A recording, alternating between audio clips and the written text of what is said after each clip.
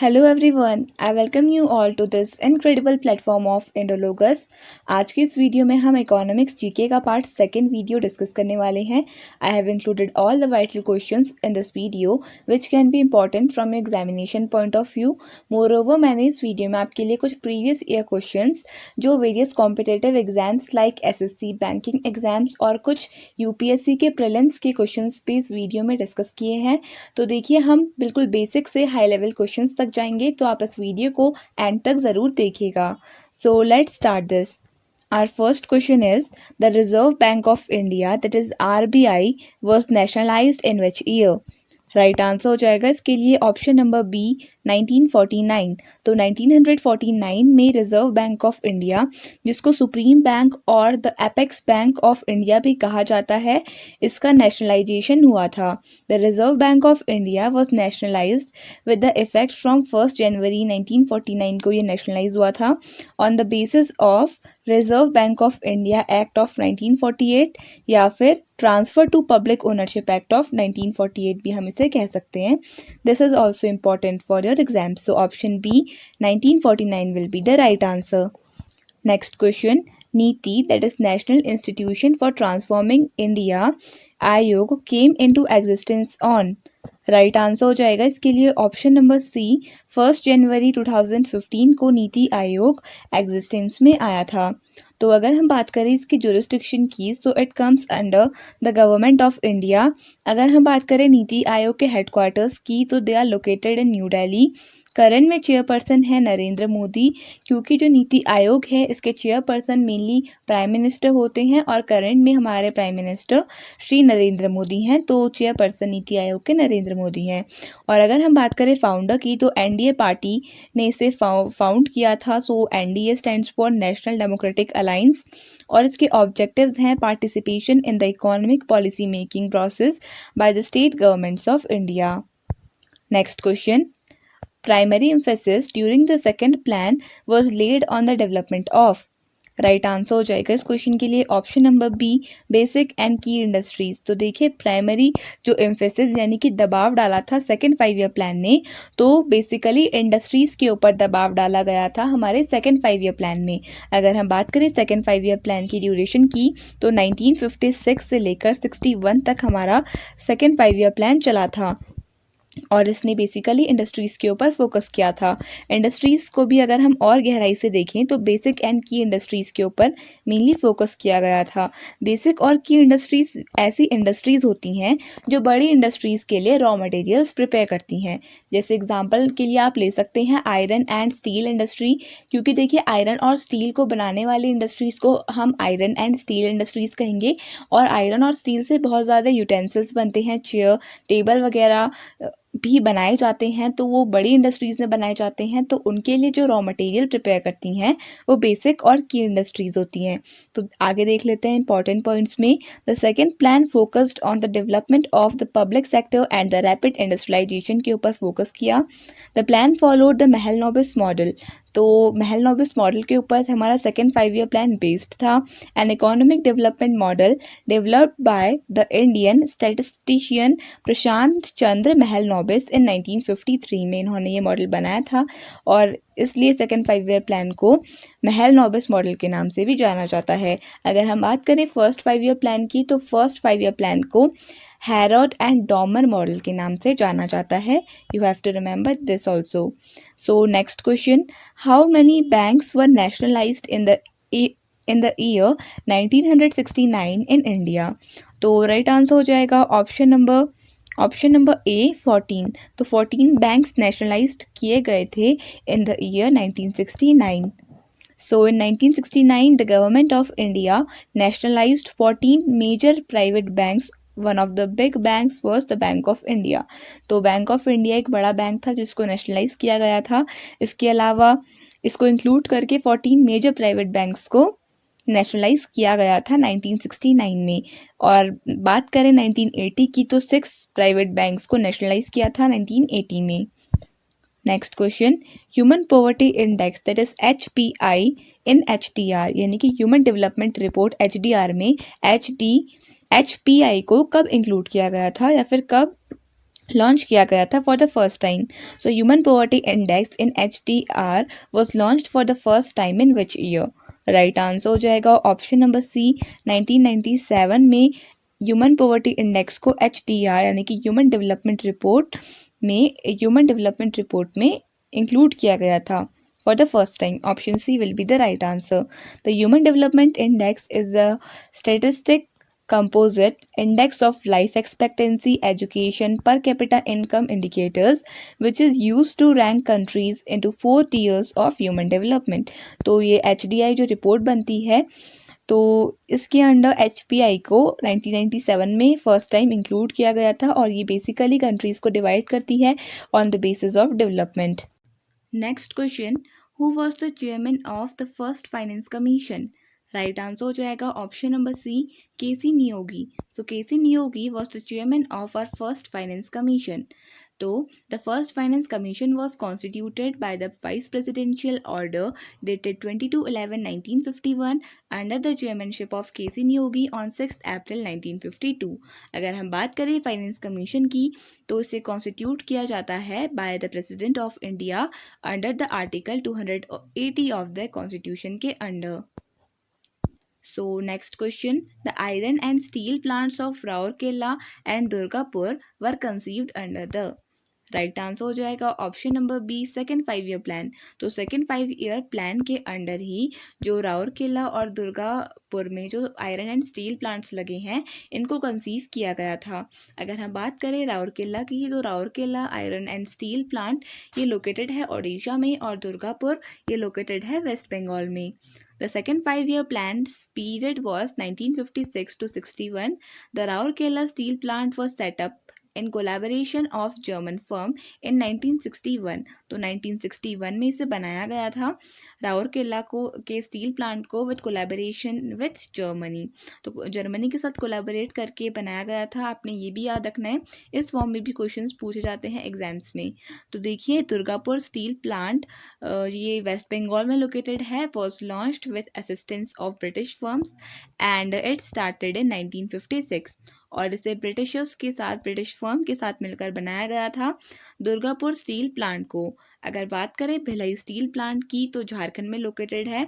It was setup with the technical assistance of Soviet union जिसे USSR के नाम से जाना जाता था या फिर हम अभी करंट में मिनी रशिया से उसे रेफर करते हैं इन सितंबर 1967. तो देखिए ये सेकेंड 5 ईयर प्लान का पार्ट तो नहीं था but still it is important, तो मैंने इसे यहाँ पे इंक्लूड किया है. तो चलिए नेक्स्ट क्वेश्चन देख लेते हैं. The money supply in India is controlled bye.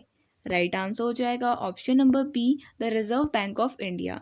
तो RBI इंडिया में जो ये मनी सप्लाई है इसको कंट्रोल करता है.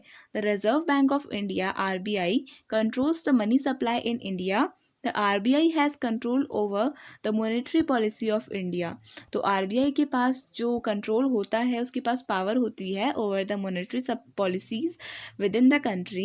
It controls the interest rates, the reserves to be maintained with the banks to control the money circulation in the economy.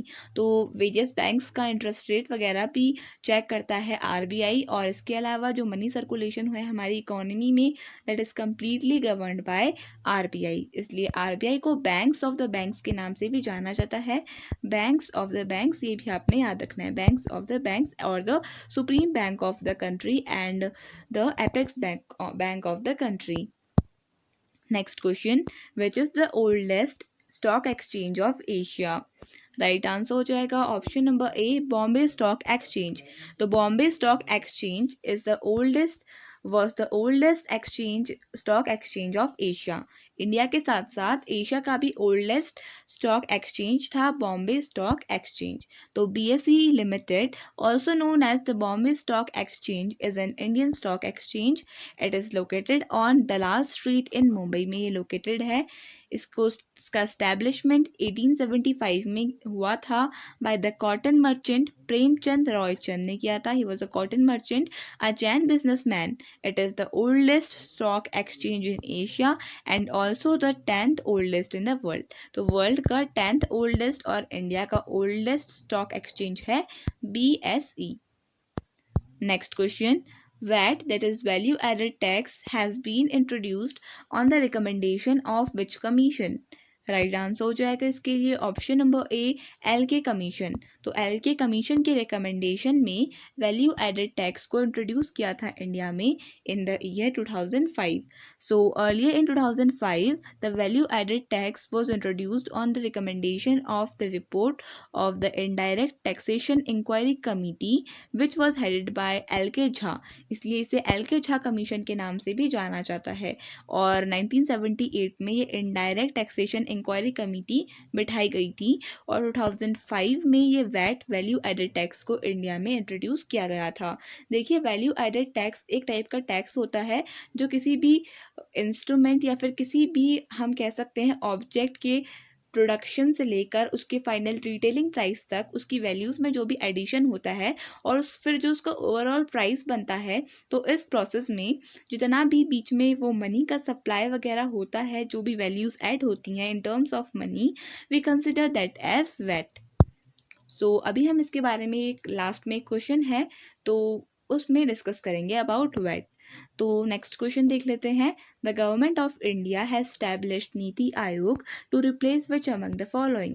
Right answer हो जाएगा इसके लिए option number D, that is planning commission. तो planning commission को replace करने के लिए government of India ने नीति आयोग को लाई थी।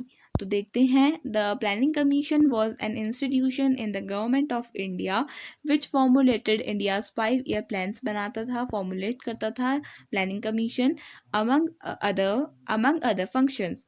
अगर हम बात करें ये कब डिज़ोल्व हुआ तो 13 अगस्त 2014 में इसे डिज़ोल्व कर दिया गया था और फॉर्म ये 15 मार्च 1950 को हुआ था। इसके हेडक्वार्टर्स न्यू दिल्ली में लोकेटेड हैं। अगर हम बात करें नीति आयोग कब फॉर्म हुआ था तो 1 जनवरी 2015 को नीति आयोग फॉर्म हुआ था और इसके हेडक्वार्टर्स भी न्यू दिल्ली में ही लोकेटेड हैं। Next question. The real introduction of decentralized planning in India was made for the first time during the right answer हो जाएगा option A, 7th 5 year plan। तो real introduction of decentralised planning in India was made under the 7th 5 year plan. The Planning Commission of India introduced decentralized planning in the country for the first time during the 7th 5 year plan. Next question, who opposed the plan development in India? Right answer हो जाएगा option A, Mahatma Gandhi. तो Mahatma Gandhi who is also called as the father of the nation और बापू, इन्होंने oppose किया था plan development को India में। So Gandhi was suspicious of the state and of centralized planning. Decentralization was at the core of his thinking about economic development. Gandhi ji, he opposed centralization planning and he believed in the decentralization of planning. So in options में से option A will be the right answer. Next question. WTO, that is World Trade Organization, basically promotes what? Right answer हो जाएगा option number D, that is multilateral trade. तो world trade organisation multilateral trade को promote करती है। तो the overall objective of the World Trade Organization is to help its members use trade as a means to raise living standard, create jobs and improve people's life. तो World Trade Organization एक तरीके से different countries जिनकी closed economy होती है उनको एक तरीके से एडवाइस करती है कि वो अपने बैरियर्स, ट्रेड बैरियर्स को हटा लें और वो वर्ल्ड ट्रेड ऑर्गेनाइजेशन का एक हिस्सा बन जाएं और इंटरनेशनली फ्री ट्रेड करें, तो ताकि जो उस कंट्री में रहने वाले लोग हैं उनका स्टैंडर्ड ऑफ लिविंग बढ़ सके और job opportunities with in the country create की जा सकें। अगर हम बात करें WTO की तो इसकी फॉर्मेशन 1 जनवरी 1995 में हुई थी, अब से लगभग 28 ईयर्स पहले, और इसमें करेंटली 164 मेंबर्स हैं और इसके हेडक्वार्टर्स स्विट्ज़रलैंड के जिनेवा में लोकेटेड हैं। Next question, the major emphasis in the first 5 year plan was on? Right answer हो जाएगा ऑप्शन ए, एग्रीकल्चर। तो हमारा फर्स्ट 5 year प्लान था, उसका मेजर जो दबाव था, जो एम्फेसिस था, दैट वाज ऑन एग्रीकल्चर। और फर्स्ट 5 year प्लान को हम हैरोल्ड एंड डॉमर मॉडल के नाम से भी जानते हैं, मैं ये आपको ऑलरेडी पहले बता चुकी हूँ। So the first 5 year plans main emphasis was to improve the condition of agriculture in India. The plan began in the year 1951. तो 1951 में हमारा फर्स्ट 5 year प्लान स्टार्ट हुआ था। इसकी ड्यूरेशन थी between 1951 to 1956. Next question, Rourkela steel plant was set up with the assistance from। तो देखिए हम इसे अभी एक इम्पॉर्टेंट फैक्ट की तरह हमने अभी डिस्कस किया था राउरकेला स्टील प्लांट के बारे में। तो ये हमने किसकी हेल्प से बनवाया था? तो राइट आंसर हो जाएगा option number B, West Germany. So with the help of West Germany, the Rourkela steel plant was set up in India. So Rourkela steel plant RSP, the first integrated steel plant in the public sector in India. तो ये India का first integrated steel plant था public sector में, यानी कि government के under जो आता है, ये आपने याद रखना है। was set up with the German collaboration with an installed capacity of 1 million tons. Next question, Imperial Bank of India was renamed as State Bank of India after nationalization in which year? तो आपने ये याद रखना है कि State Bank of India SBI का पुराना जो नाम था वो था Imperial Bank of India IBI। तो राइट आंसर हो जाएगा इस क्वेश्चन के लिए option number B 1955। So in the year 1955 the Imperial Bank of India was named as State Bank of India. The SBI is an Indian multinational public sector bank and financial services statutory body headquartered in Mumbai, Maharashtra. अगर हम बात करें इसकी formation की तो 1 जुलाई 1955 में इसका formation हुआ था and John Mathai was the first chairman of SBI। Next question, which one of the following is not a method of estimating national income? Right answer हो जाएगा option number C, matrix method. तो matrix method एक method इनमें से एक income, national income को estimate करने की मेथड नहीं होती है। Other than that expenditure method, product method and income method ये नेशनल इनकम को एस्टिमेट करने में हमारी हेल्प करती हैं, या फिर इनके थ्रू हम नेशनल इनकम को एस्टिमेट कर सकते हैं। The different methods for measuring the national income includes income method and production method, जिसे वैल्यू एडेड मेथड भी कहा जाता है, and expenditure method. Next question, when was the value added tax first introduced in India? Right answer हो जाएगा option D 2005। तो in the year 2005 the value added tax was introduced in India. So value added tax is a type of indirect tax on goods and services for value added at every point of production or distribution cycle, starting from raw materials and going all the way to the final retail price। तो देखिए just production से लेकर हमारा final retail price तक जितने भी value added means value simply here refers to money. तो एक तरीके से जो भी हमें वैल्यू हम ऐड करते हैं in terms of money, that certain tax is called as value added tax. So इसको वैट के नाम से जाना जाता है और ये 2005 में इंट्रोड्यूस किया गया था इंडिया में। So what was introduced on 1 April 2005। Next question, in India planned economy is based on? Right answer हो जाएगा ऑप्शन बी, सोशलिस्ट सिस्टम। तो इंडिया की प्लान्ड इकोनॉमी सोशलिस्ट सिस्टम के ऊपर बेस्ड है। You have to remember this. So planned economy in India is based on the socialist system. India is a planned economy. Its development process has been continuing through 5-year plan since the first plan period during 1951 to 56। तो देखिए India का जो first 5-year plan था वो 51 से 56 तक था और इंडिया एक प्लान्ड इकोनॉमी है। और क्योंकि ये पहले 5-year प्लान्स के थ्रू बेसिकली हमारी इकोनॉमी को प्लान किया जाता था, बट अब इसकी जगह नीति आयोग ये काम करता है and the advantage of planned economy is very very well known. Next question, formalized system of trading agreements with group of countries is known as? Right answer हो जाएगा ऑप्शन ए, ट्रेडिंग ब्लॉक्स। तो ऐसा formalise system of agreement जिसे group of countries के बीच में होता है एक ट्रेडिंग एग्रीमेंट, और the formalise system of trading agreement between the group of countries is known as trading blocs. तो चलिए इसके बारे में जान लेते हैं। A trading bloc or a trade bloc is a type of intergovernmental agreement, often part of regional intergovernmental organization, where regional barriers to trade like tariffs and non-tariff barriers are reduced or eliminated among the participating state। तो देखिए trading blocks एक तरीके का agreement होता है between the countries जहाँ पर वो या फिर नेग्लिजिबल टैक्स लगाया जाता है इंपोर्ट या एक्सपोर्ट पे, या फिर बिल्कुल फ्री ऑफ ट्रेड किया जाता है, या तो उन्हें एलिमिनेट कर दिया जाता है ट्रेड बैरियर्स को, या फिर बिल्कुल रिड्यूस कर दिया जाता है। तो ऐसे इंटर गवर्नमेंटल एग्रीमेंट को हम ट्रेड ब्लॉक के नाम से जानते हैं। ये जस्ट 1-2 साल पहले का क्वेश्चन है जो एसएससी सीजीएल के एग्जाम में पूछा गया था। So next question, who coined the term Hindu rate of growth for Indian economy? Right answer हो जाएगा option number C, Raj Krishna. So Raj Krishna he used the term Hindu rate of growth for the Indian economy. जो 1991 से पहले हमारी इंडियन इकोनॉमी काफ़ी ज़्यादा week चल रही थी, it was stagnated, its growth was stagnated at somewhere.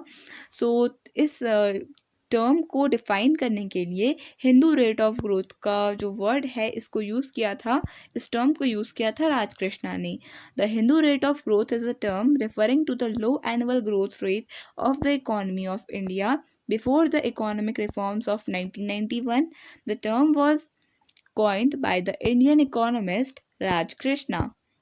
Next question, rapid financing instrument. देखिए ये प्रीलिम्स का एक क्वेश्चन है, इसको डिस्कस कर लेते हैं, इसे इंपॉर्टेंट मार्क कर लीजिए।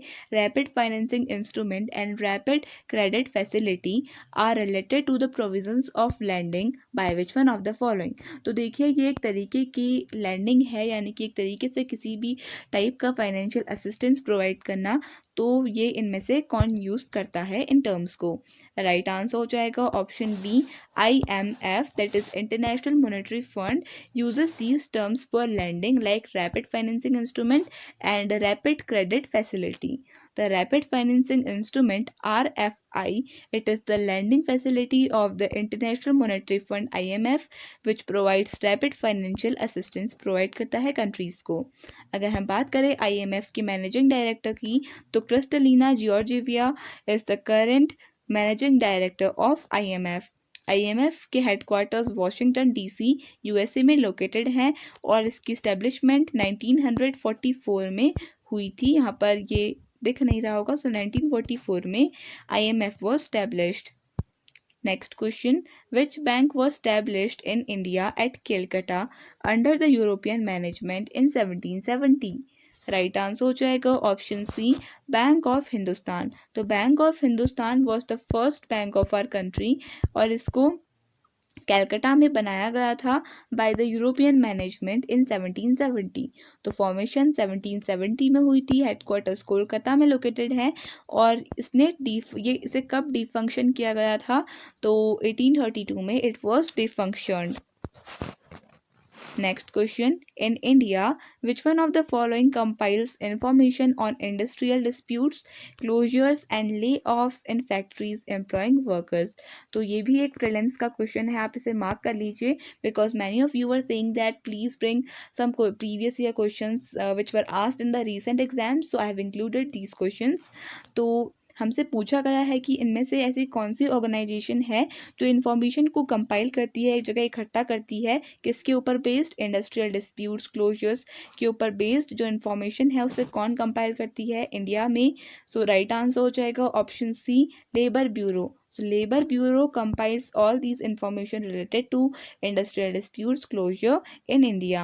Labor Bureau, an attached office under the Ministry of Labor and Employment, was set up on 1st October 1946.